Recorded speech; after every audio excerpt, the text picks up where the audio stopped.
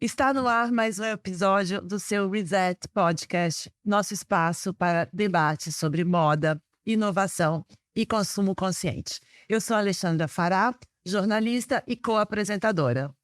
Eu sou Jonathan Marques da Fonseca, co-apresentador da Alexandra Fará e empresário dessa nova economia moderna de responsabilidade social e consumo consciente. Reset é um podcast semanal que pode ser ouvido e assistido em todas as plataformas digitais. Sigam nossas redes e, se você gostar, não deixe de compartilhar, curtir, se inscrever. É muito importante pra gente e pra moda.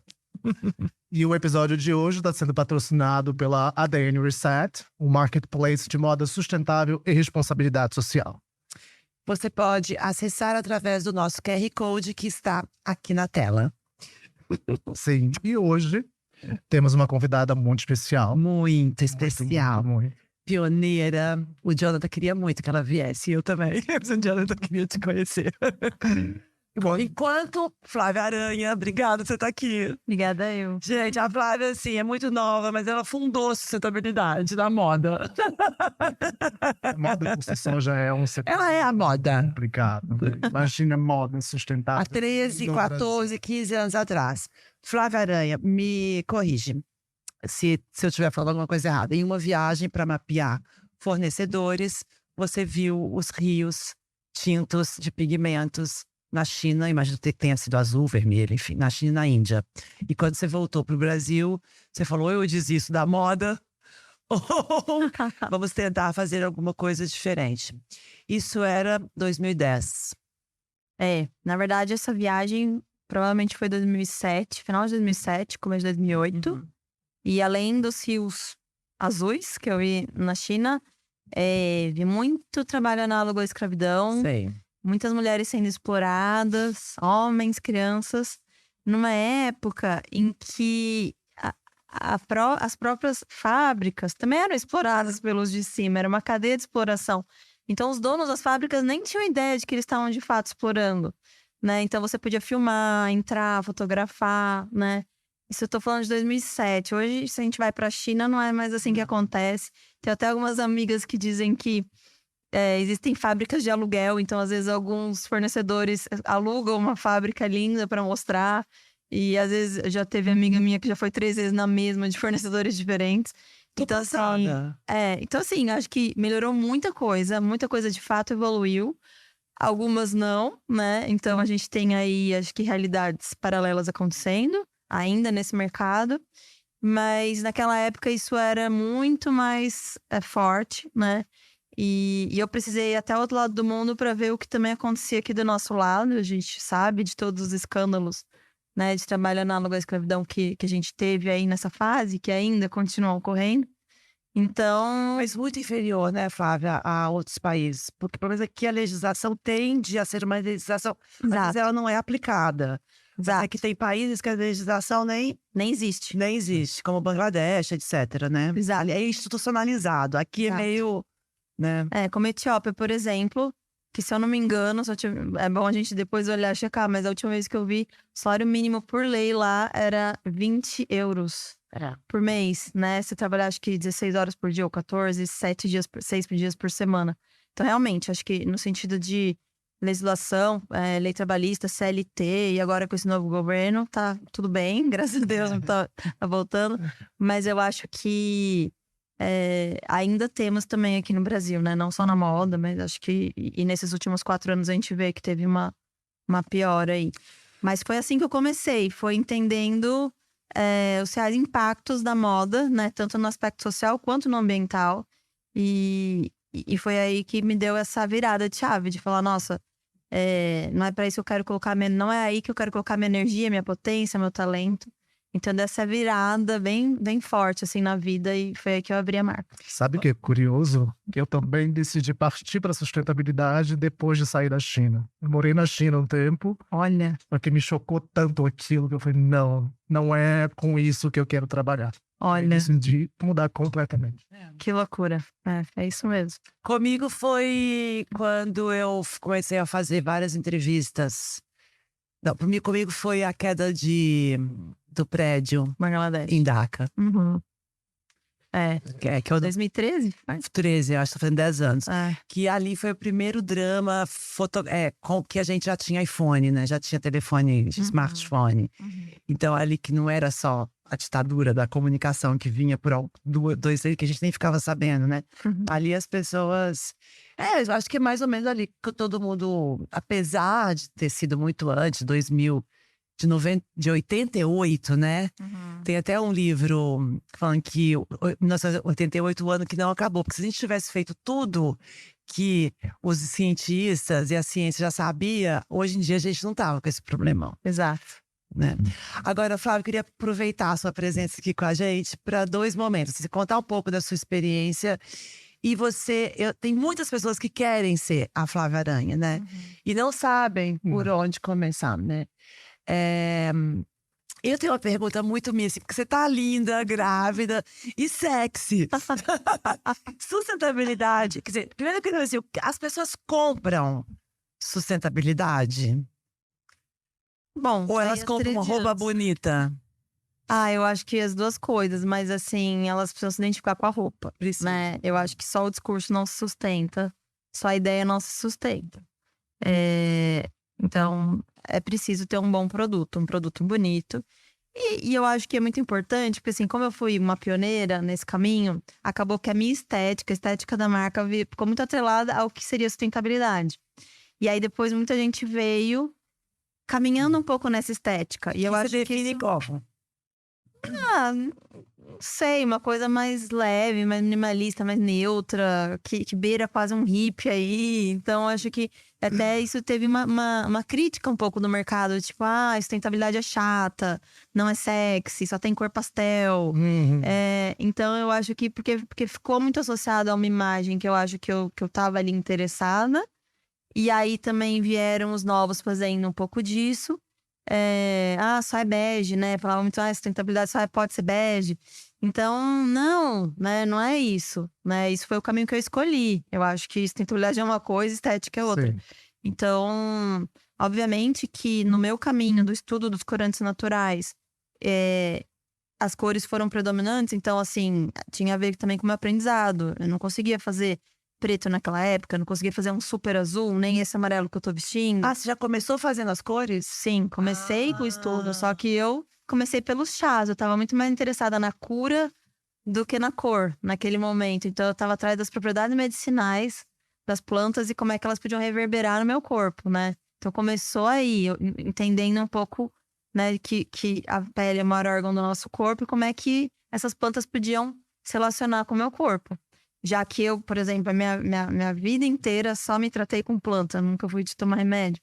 Então, esse era meu interesse. E só fazia bege, de fato. Eu lembro que quando eu abri o primeiro ateliê, eu tinha 10 tons de chá. E aí as clientes falavam assim, mas só tem uma cor. Eu falava, não, gente, são 10 cores.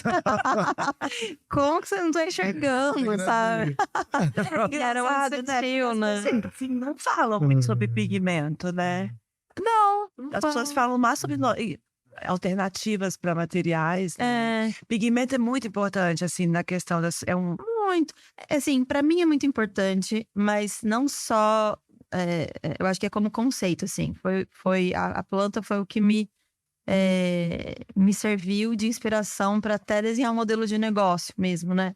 Então, a gente precisa saber de química, de botânica, a gente precisa entender sobre etnobotânica, né? Quem são as pessoas que estão em volta daquela planta, que solo é esse.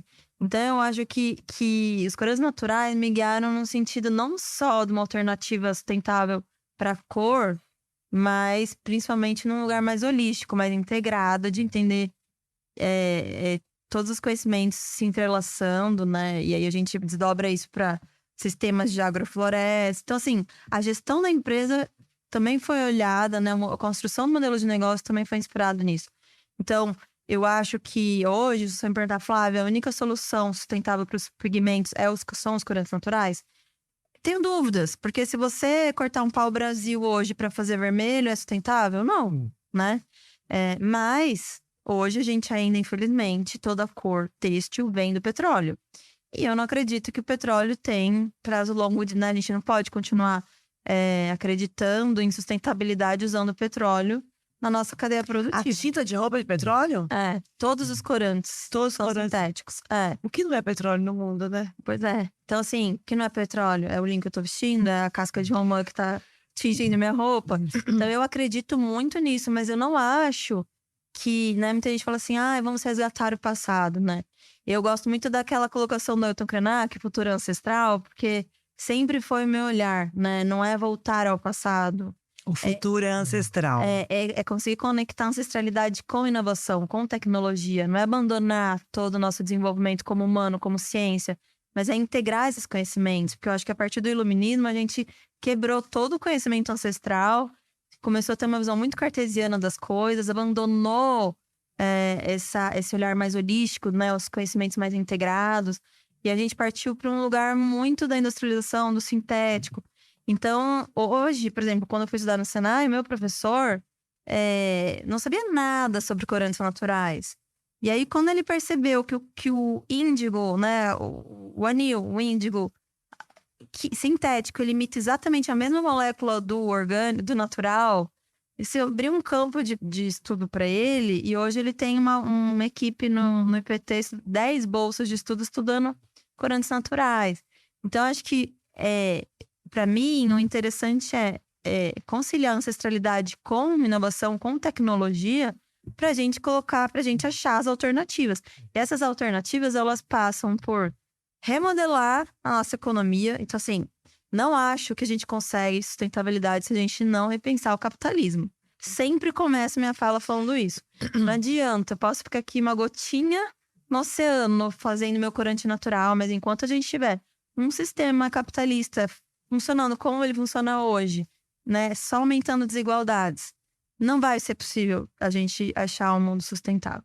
Depois disso, a gente precisa, claro, entender diversidade, reparações históricas, né, os aspectos sociais, mas se aí voltando para a moda, mas a gente pode aplicar isso para outros setores também. Se a gente não entender, e aí o Brasil acho que tem uma grande resistência de investimento em inovação. Se a gente não entender que a gente precisa inovar, que a moda precisa se conectar com o químico, com o botânico, com o cientista, né? E com os pajés, com as artesãs, com as pessoas que estão ali com conhecimento na floresta, que eu acho até que a medicina já está olhando para isso muito mais rápido do que a gente.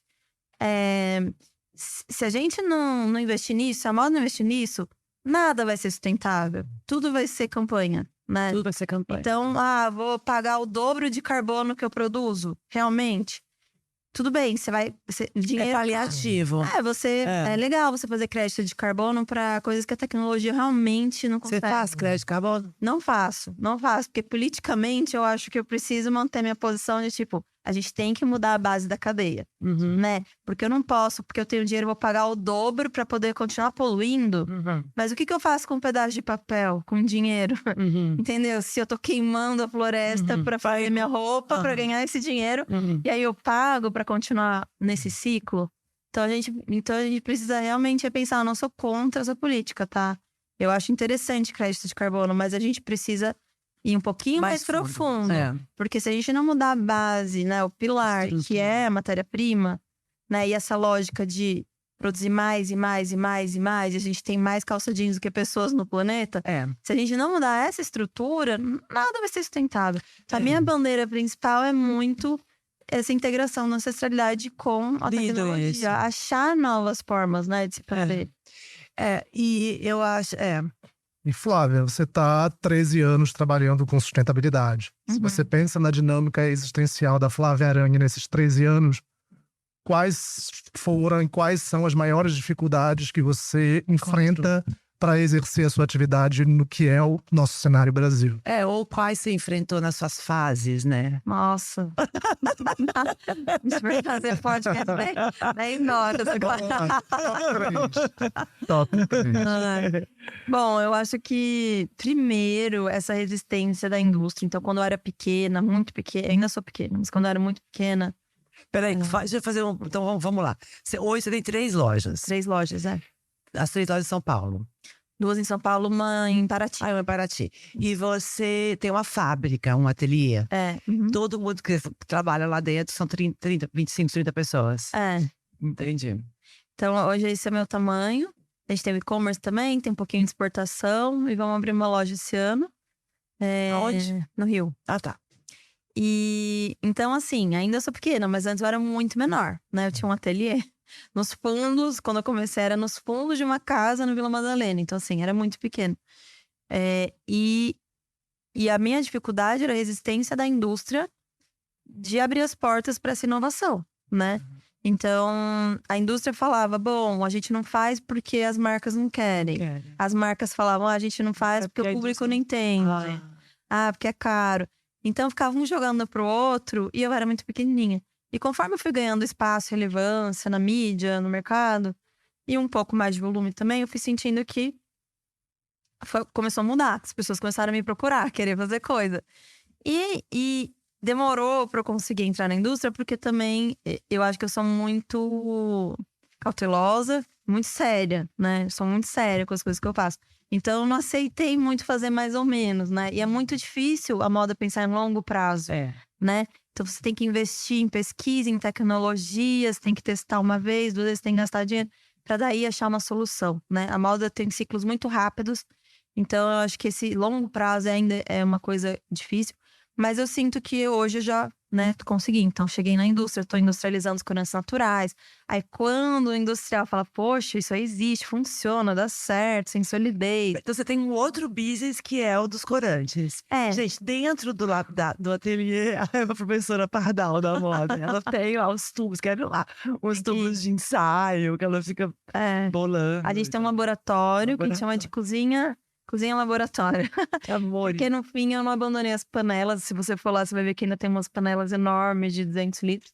Mas hoje a gente tem máquina de tingir, que é igual à máquina da indústria tradicional. Então, assim, a gente tem hoje os equipamentos da indústria tradicional e o que muda são os processos e as matérias-primas, né, usadas no tingimento.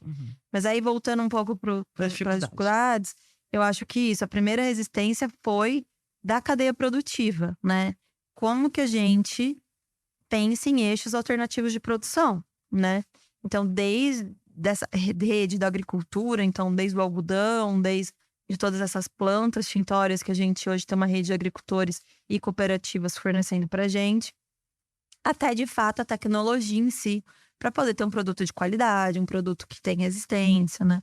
Então, isso foi meu primeiro desafio. O segundo desafio é gestão, né? Então, eu desenhei uma cadeia extremamente complexa, e aí eu fui super ingênua e muito arrogante, muito decidida, já desde o começo. Então, assim, a complexidade do meu negócio hoje, às vezes é superior a um negócio que é 10 vezes maior do que eu em termos de faturamento, né? Então, isso foi um grande desafio, dar conta da gestão. E ainda é um desafio enorme, que me toma muito tempo, que fez, eu acho, eu atrasar também muitas inovações, porque eu tive que, ainda mais esses anos de pandemia, extremamente ali no dia a dia de uma gestão, da complexidade do ateliê. E eu acho que falta de recurso também. Então, eu comecei, trabalhava antes numa empresa da moda e eu só trabalhava, eu não conseguia nem gastar meu dinheiro, mas eu ganhei bônus, ganhei um monte de coisa lá. Quando eu era bem, bem novinha. Você era estilista? Eu era estilista. Tipo, de jeans? Então, não, eu comecei na malharia, mas aí depois, feminina. Depois eu peguei a masculina, depois eu peguei o tricô, depois eu já tava no outsourcing lá na China. Quando eu vi, eu já tava com 4 linhas. E eu peguei uma época que deu um boom também na malharia, na Polo. E aí tinha chegado também, tava meio que mudando a gestão daquele grupo. E aí. Você vai falar, né? Day Brands, e aí eu ganhei bônus e tal, mas eu sou grata, porque foi com esse dinheiro que eu abri minha marca. Que ótimo! E aí, acabou no primeiro mês esse dinheiro. E desde então... Foi uma dificuldade. E aí, desde então, assim, a gente vende a roupa pra fazer mais roupa. Sim. Basicamente isso. E acho que uma coisa muito importante, quando eu comecei, eu não queria viver de imagem. Tanto que eu demorei muito pra fazer um desfile, né? Muito. Eu tinha muito medo, porque antes de trabalhar na Elos, e mesmo pela Elos, mas eu já tinha tido experiências de trabalhar com moda, com criação, com imagens incríveis, com pessoas talentosíssimas. que não conseguiam se sustentar. Porque era um mercado de muito glamour, de muita página na revista, mas que às vezes você não tinha dinheiro para pagar a conta de luz do ateliê. É uma distração, né? Se você focar muito na imagem, distrai o dia a dia. Distrai. E aí, e outra, se eu queria gerar impacto na cadeia, eu precisava vender produto para gerar renda para essa cadeia. Então, eu fui muito focada no negócio, assim, pé no chão. Eu fui muito pé no chão. Vender a roupa, ter essa humildade de saber quem é minha cliente na vida real, né? Mas a questão do capital, ela foi muito difícil, porque quando você vai crescendo, né, o fluxo de caixa de uma cadeia de moda, ele é muito extenso, né? Você demora 6 meses ali, pelo menos, 6 a 9 meses, entre colocar o dinheiro, retornar o dinheiro. E quando você é uma estilista, você nem sabe disso, você vai aprendendo isso na pele. Então, eu acho que também a dificuldade de acesso a capital no Brasil para empreendedores, para moda e principalmente para negócios sustentáveis, ela é muito escassa, né? Tanto que em 2020 eu recebi meu primeiro aporte de investidores. Hoje eu já tenho conselho na empresa, tenho 3 investidores diferentes. E com todas as dificuldades que também, né? Você tem um gestor que te ajuda no business? Hoje eu tenho um CEO junto comigo, Charles. Mas é um super desafio, assim. Nós dois, a gente carrega caixa, tá? Não tem nada de glamour. A gente é CEO, mas a gente também carrega. Qual que é o hit da Flávia Aranha? Nós comprei ontem sutiã, uma gracinha. Eu acho que é o linho. Canelado, um linho. O linho, carro-chefe e algodão orgânico são os 2 carro-chefes. E a gente vende muitos clássicos, assim. Então, assim, qual a peça mais vendida na marca até hoje? Camisa de linho básica. Sei. É tipo, isso é uma loucura. Eu lembro que quando eu trabalhava na Elos, o que mais vende? A camiseta e a calça jeans. E tipo, a gente ficava revoltado, querendo fazer 1000 coisas novas. E na Flávia Aranha a gente faz várias coisas novas, mas a gente também acredita nesse produto que vai durar muito tempo no guarda-roupa, temporal. Então a gente tem pelo menos ali 10, 15 produtos que são clássicos da marca, que estão sempre nas araras. E eles que sustentam essa base da nossa venda. Por exemplo, na questão, assim... eu queria fazer uma coisa com você, assim, o que a Flávia Aranha usa ou não usa? Por exemplo, você usa couro normal? Uso. Usa. Não normal. Eu uso cromofree. Cromofree. E fomento uma cadeia de couro de cabra, lá do Cariri. A gente começou agora com alguns sapatos do Cariri. Porque vamos fazer cactos, couro de cactos. Maravilhoso. Não, então, no couro de cabra a gente achou interessante, porque tem uma cadeia produtiva importante ali, que é a alimentação dos sertanejos, né? Sim. Então, quando você vai ali para a região do Cariri, fim do semiárido, que é onde a gente planta algodão... Peraí, eu me perdi. O que é a alimentação dos sertanejos? Não, a cabra é muito importante. Ali não tem muito vento. A cabra é muito importante, assim... Uma terra muito seca. Muito seca. Você tem, né, quando a gente planta algodão, por exemplo, a gente consorcia com abóbora, feijão, um pouco de milho. Aquele que nasce colorido. Colorido e o branco também. Mas você tá falando de Paraíba? Paraíba, mas ali todo o semiárido, né? E aí, a alimentação dessas pessoas basicamente é cabra. Então, hoje a gente fala de veganismo no semiárido ainda é um desafio. Acho que tem que colocar... Então, assim, entendendo essa cadeia, pra mim faz sentido. Agora, o couro de vaca, do agronegócio, da soja, pra mim não faz sentido. Sei. E quando a gente fala, por exemplo, de sustentabilidade na mídia, hoje a gente vê que as publicações falam de sustentabilidade. Você que já está há muito tempo trabalhando com sustentabilidade, você acredita que é um espaço que realmente foi conquistado e que as publicações dão importância, ou que é muito mais uma questão de, ok, temos uma cota sustentável que temos que seguir? Eu acho que tem as duas coisas. Eu acho que tem, sim. Pô, comparado a 10 anos atrás, acho que tem uma abertura muito maior. Era a Flávia, tinha aquela cotinha ali, né? Mas eu acho que ainda tem, assim. Eu acho que tem ainda uma mídia com preguiça. Mas eu acho que tem uma mídia interessada em inovação também, e que também não consegue muito espaço para poder publicar esse tipo de coisa, né?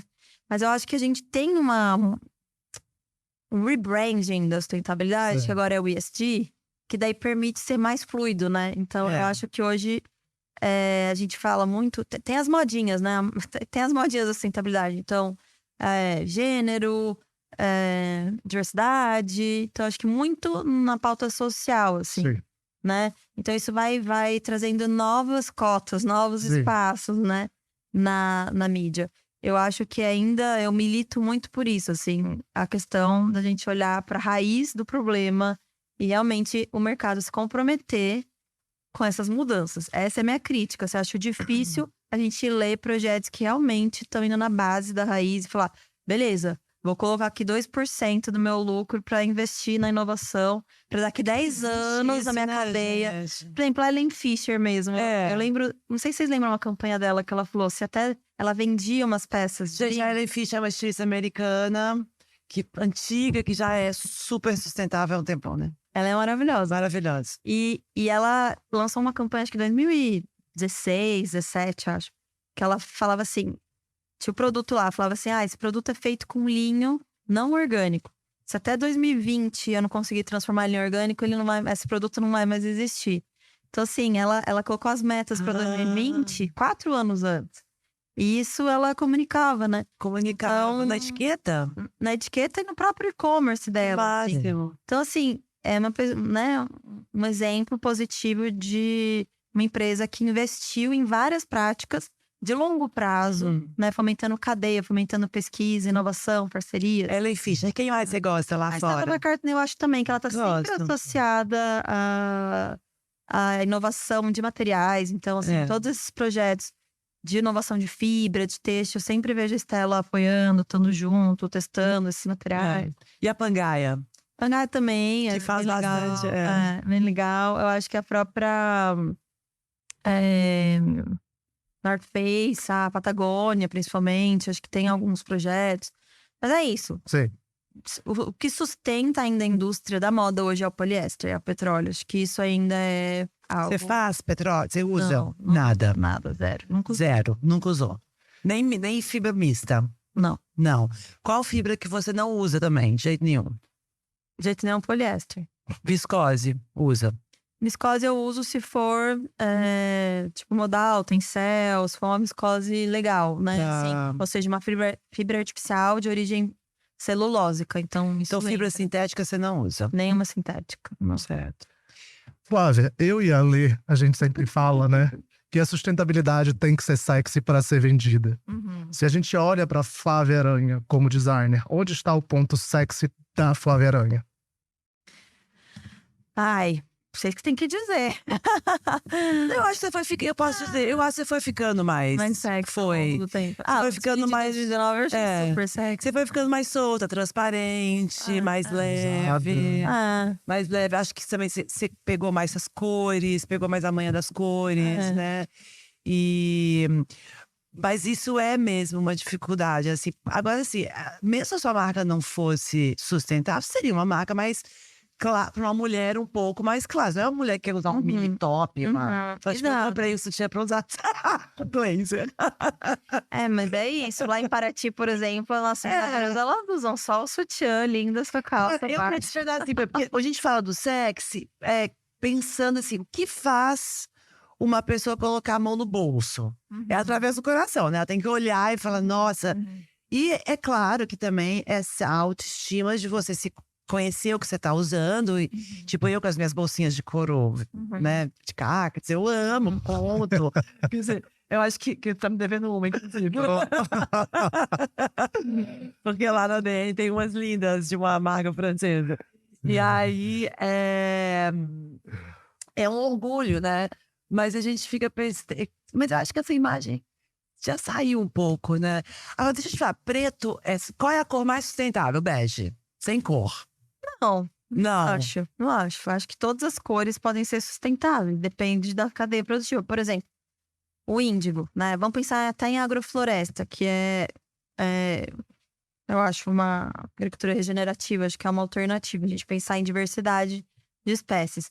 Então, você planta índigo consorciado com, por exemplo, algodão. Sei. Com outras matérias-primas. Você está gerando impacto ali para uma cadeia de agricultores. Você está regenerando o solo.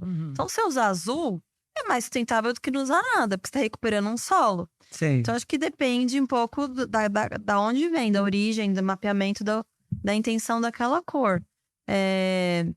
É isso, como eu falei, se você cortar uma árvore de pau-brasil, não, daí não é sustentável. Então, eu não acho que tem alguma cor que seja mais sustentável que a outra. Sim. Eu acho que a sustentabilidade tá, assim, com a impacto. Porque, assim, a gente já tá comprometido, né? Acho que esse que é o ponto. Então, os negócios, e aí, né, a gente é certificado do Sistema B desde 2016, já fui conselheira, e eu acho que isso é uma pauta, assim, os negócios precisam estar a serviço das transformações, né? Então, acho que essa é muito a minha lógica, assim. O meu processo criativo e de design vem das mudanças que eu quero causar no mundo. Então, se a minha intenção, se o meu propósito é regenerar tal área, tal bioma, então as plantas que vão vir para o meu processo criativo vêm dessa intenção. E elas passam a ser muito mais sustentáveis do que eu não usar nada. Então, acho que essa história de que, tipo, a roupa mais sustentável é aquela que já existe, também tenho dúvida. Porque se todo mundo cruzar o braço e não fizer nada, tipo, não vai resolver nada. Então, claro que é legal usar roupa de brechó. Óbvio que eu sou super a favor da circularidade do que já existe. Super. Mas eu acho que produzir, o ser humano precisa produzir soluções, né? E a gente precisa regenerar o planeta, fato. A gente precisa regenerar o solo, as relações. Então, Tatuar as essa cores frase novas. sua numa camisa, sabe? Meu propósito criativo é da mudança que eu quero causar no mundo. Exato, é isso. Então, acho que é um pouco nesse sentido. Assim. Entendi. O que você gosta? Como é que você lida com o seu lixo de ateliê? No ateliê, É. são vários tipos de resíduo, né? Então, o orgânico do dia a dia, do almoço que a gente tem lá e tal. A gente trabalha com o Instituto Muda, então a gente faz compostagem. Ai, sei. E o dia a dia, papel, tudo que é reciclável. Porque todo mundo almoça lá dentro. Todo mundo almoça lá dentro. Sei. Neidinha arrasa na comida agroecológica também. Para, quero almoçar lá um dia. Maravilhosa. Nosso arroz é do MST, o café feminista, assim, super. Eu mesma cuidei da cadeia produtiva da nossa comida. E a gente compra comida ali no Parque da Água Branca, tem um Sei. orgânico que também entrega pra gente. Então, assim, a gente faz a compostagem desse resíduo, do que dá pra fazer. O reciclável, o Instituto Muda recolhe e também cuida, né, dessa gestão geral dos resíduos. E aí, quando a gente fala de resíduo têxtil, a gente Isso. tem algumas alternativas, né? Então, por muitos anos a gente teve parceria com a Lu do Banco de Tecidos. Sei. E aí, ela recolhia todo o nosso resíduo e lá ela destrinchava entre o pedaço que dava para ela revender no banco, os pedaços médios, assim, ela mandava para grupos de capacitação, tipo, como chama, gente? Aquele grupo enorme de artesãos. Oria da vida? Não. Não. Vou lembrar daqui a pouco. Tá. Arrastão. Arrastão, Arrastão. certo. E entre outros, e o pequenininho virava enchimento de cobertor e almofada, Uhum. né? Então, isso por muitos anos foi nosso grande foco. A gente chegou a testar também um pouco, mas ainda não conseguimos terminar. Mas eu ainda tenho muito interesse, que é transformar essa fibra natural em outra fibra. Então, a gente, tecnologicamente, já conseguimos misturar seda, linho e algodão numa nova fibra para a gente usar de novo. Mas o que a gente ainda não conseguiu é logística, de armazenar tudo isso por muito tempo, para conseguir juntar X toneladas para fazer esse fio. Você tem uma parceria Voltar. pra fazer isso? Então, o Zé Guilherme da Move, sabe? Quem é? Acho que eu sei. É bem legal o trabalho dele. Ele que tem essa tecnologia, mas já existem outras pessoas fazendo Tem aquele isso. Renew Cell, que é super famoso. Tem a Renew também. Tem bastante gente, mas o desafio tá em conseguir talvez outros parceiros que também tenham as mesmas fibras que a gente. E um desafio logístico, assim, de como armazenar para juntar a quantidade boa para. E aí pode ser qualquer tamanho. Qualquer tamanho. E pode porque ser usado fibra. também, não.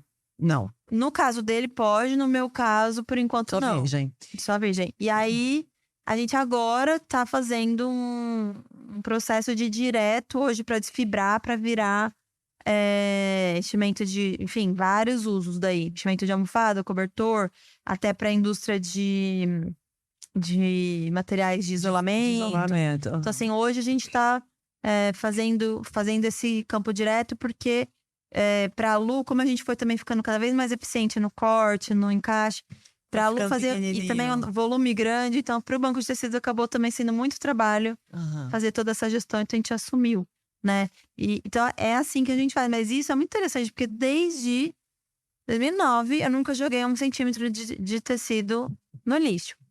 Então, quanto mais o tempo passou, mais fácil foi ficando, porque mais iniciativas foram acontecendo. No começo era muito mais difícil. Mas eu fico chocada que São Paulo não tem uma logística de resíduo têxtil até hoje, assim. Não Não. consigo conformar. Flávia, você tem anos de carreira já dentro de moda e sustentabilidade. O que a Flávia de hoje, depois de todo esse percurso, diria para a Flávia que saiu de Campinas lá atrás para se enveredar na sustentabilidade? Nossa. Fica quieta aqui.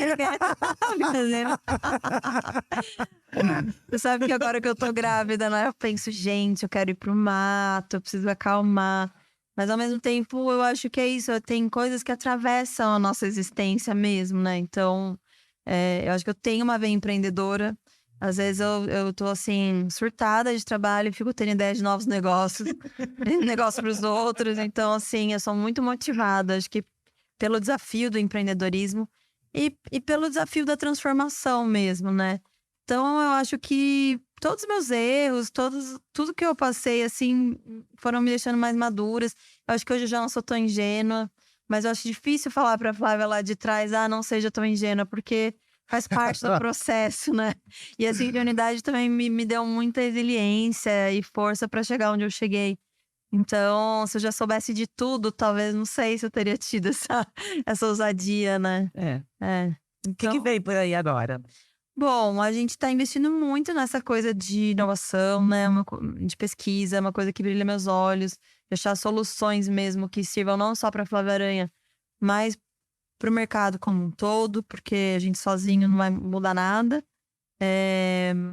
Estamos ainda abrindo, né, com essa coisa de expandir lojas, porque a gente precisa escalar.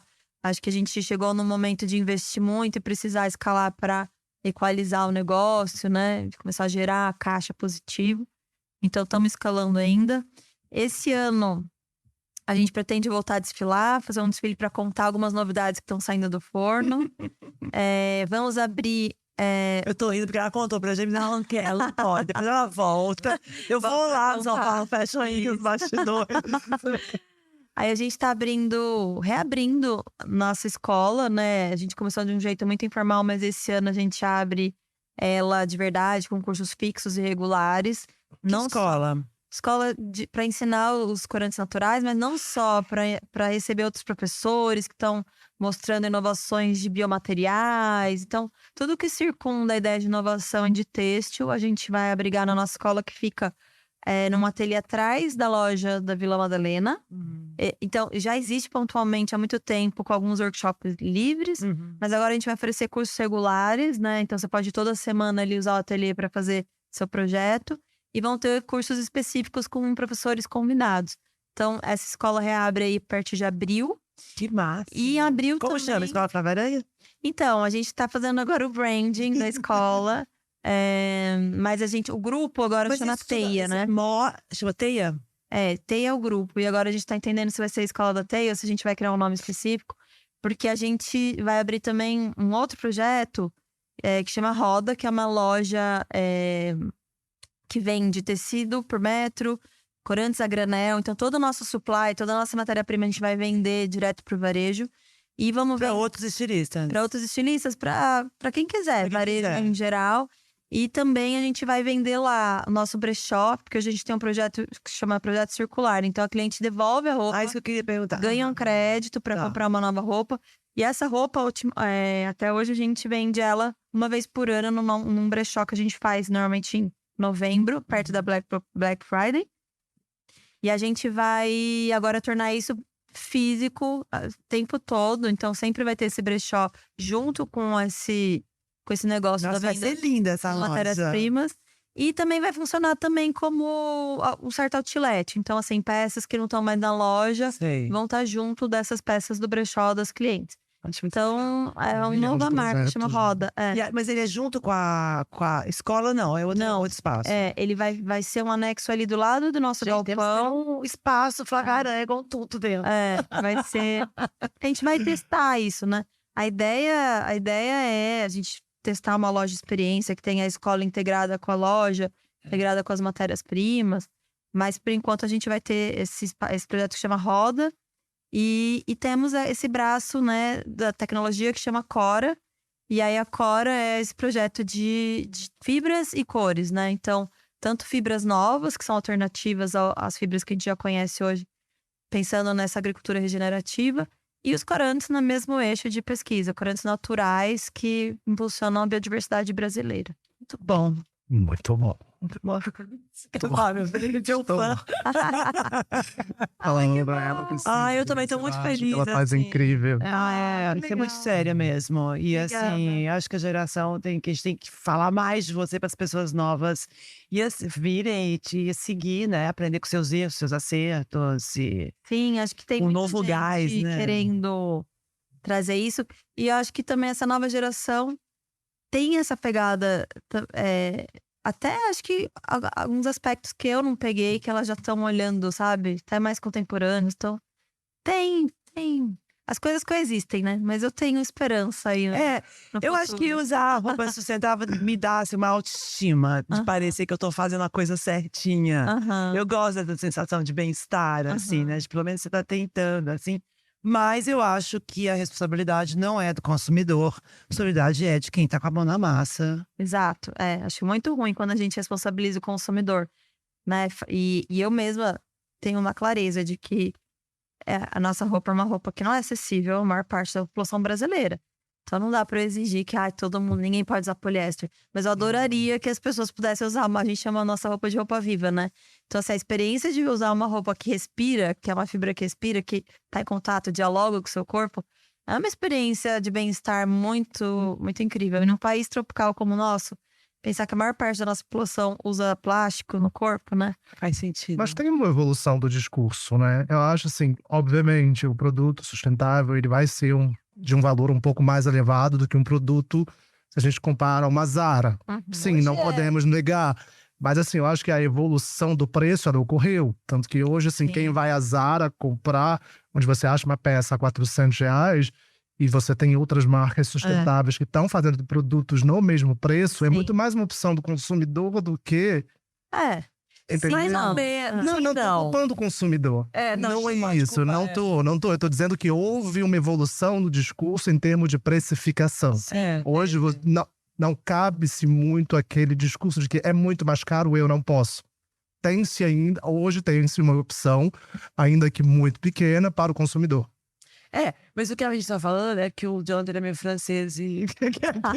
é que aqui no Brasil, a Zara é elite. Tô dizendo assim, a grande Entendeu? massa, hoje ela É 20 compra onde? reais. Mas a gente tá finalizando, porque acho assim, agora com o seu brechó institucionalizado, Exato, acho que… E aí, Vai só dar pra um- finalizar isso, assim, tem essa missão. tudo deveria ser sustentável, né? Assim, que não deveria ter essa coisa assim, aqui é sustentável. Não. Você acha que vai acontecer isso no futuro? Eu acho que essa palavra já caiu super também, né? Já perdeu já se esvaziou, assim. Não acho certo, acho que a gente tem que manter essa palavra, mas eu acho que se esvaziou no sentido. Então, a gente tem que pensar nessa matriz mesmo, nesse eixo. Como eu falei, acho que tem que ter muitas mudanças, não é só uma, né? Mas eu acredito que se a gente tiver uma inovação da indústria, novos materiais, escalando. Poxa, nesse processo de industrializar, eu diminui 3 vezes o uso da água, né? O tempo. Então, assim, o meu custo também diminui, né? Claro. Ainda não diminui porque eu tô no processo, mas vai diminuir meu custo quando eu conseguir trazer mais tecnologia para o meu processo. Então, acho que isso vai conseguir e escalar, obviamente.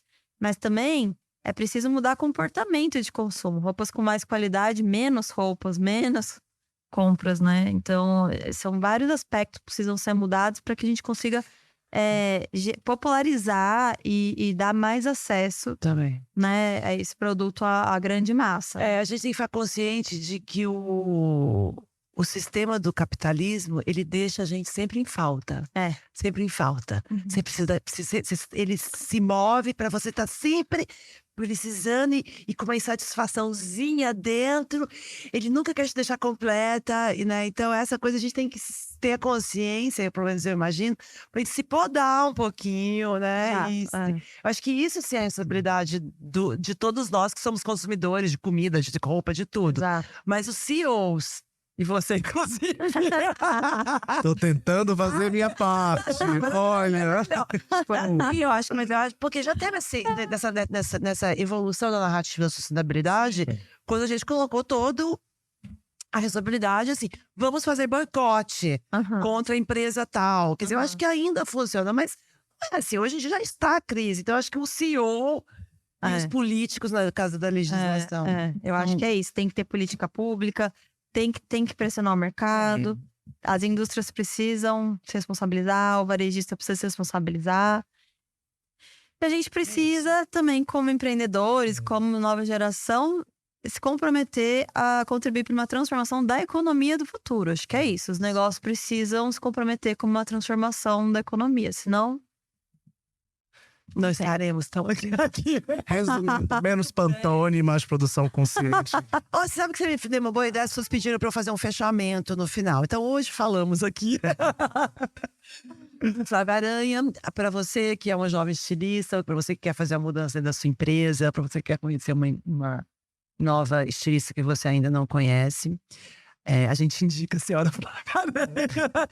E acho que a gente falou aqui sobre pigmentos, sobre a importância da matéria-prima, sobre a mudança da consciência, sobre o capitalismo, sobre o futuro é a ancestralidade. Muito bom. O futuro é você, Flávia. Obrigada. Obrigada pelo convite. Flávia, muito obrigado por ter aceito o nosso convite. O papo foi incrível. Foi mesmo. Adorei também. Estaremos no seu desfile. Ótimo. Até a próxima. Obrigada. Obrigada.